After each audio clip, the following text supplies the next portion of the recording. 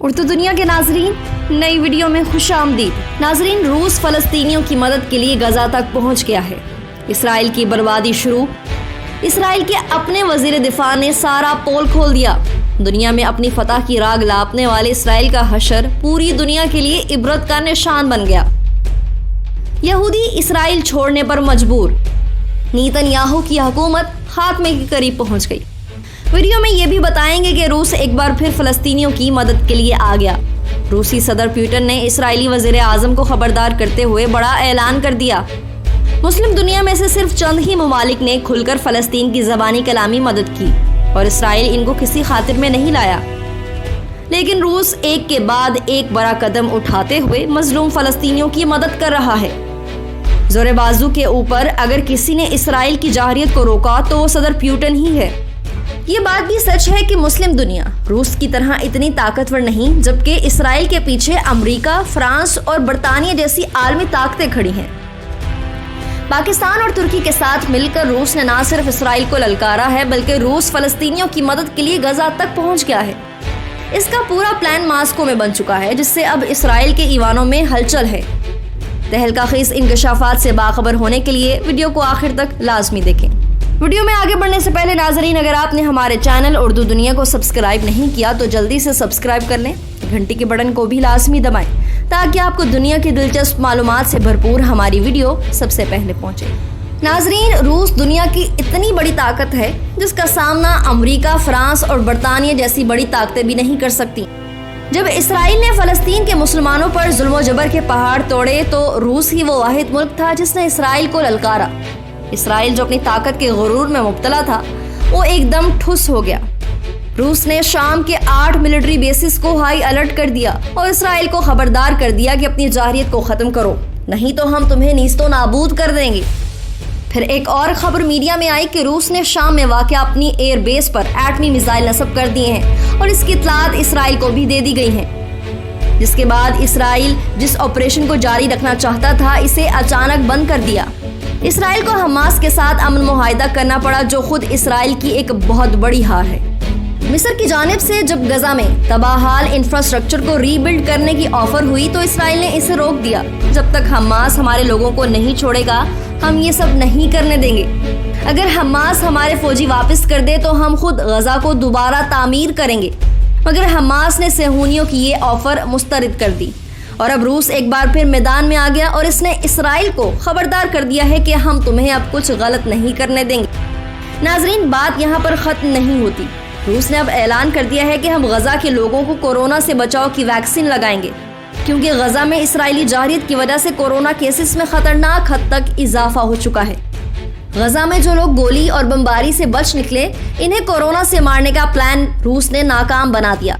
Moscow में गजा के लोगों को वैक्सीन लगाने का प्लान मुरतब कर लिया गया, जिसकी वजह से इसराइली काफी परेशान दिखाई देते हैं, जबकि दूसरी जानिब नेतन्याहू की हुकूमत भी आखिरी सांसें ले रही है। जबकि एक खबर ये भी सामने आई है कि इसराइल में इस वक्त एक शदीद खाना जंगी का आगाज हो चुका है और मुल्क भर के लोगों में एक शदीद खौफ व हरास और बेचैनी पैदा हो चुकी है।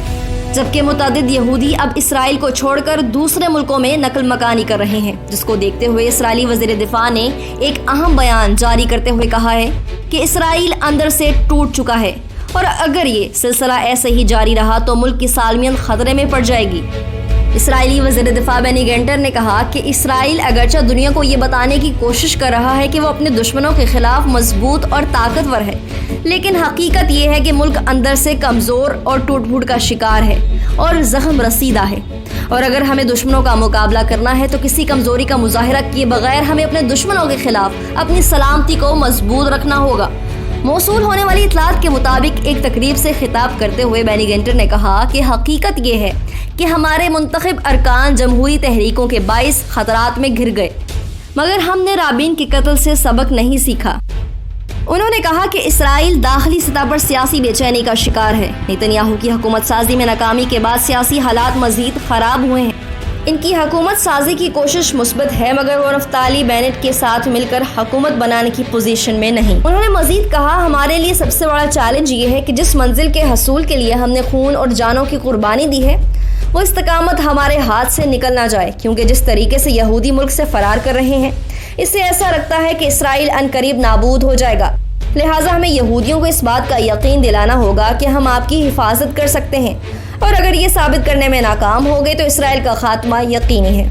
नाजरीन, इन तमाम खबरों के बाद तो एक बात वाज़िया हो चुकी है कि अब इसराइल की बर्बादी शुरू हो चुकी है और वो वक्त दूर नहीं जबकि इसराइल का नाम इस सफ़ाए हस्ती से मिट जाएगा और फ़लस्तीन के मुसलमान जिन्हें बैतुल मुक़द्दस में इबादत पर जुल्म व बर्बरियत का निशाना बनाया गया, वो आज़ादी के साथ ज़िंदगी गुजार सकेंगे, मगर ये सब आने वाला वक्त ही बताएगा।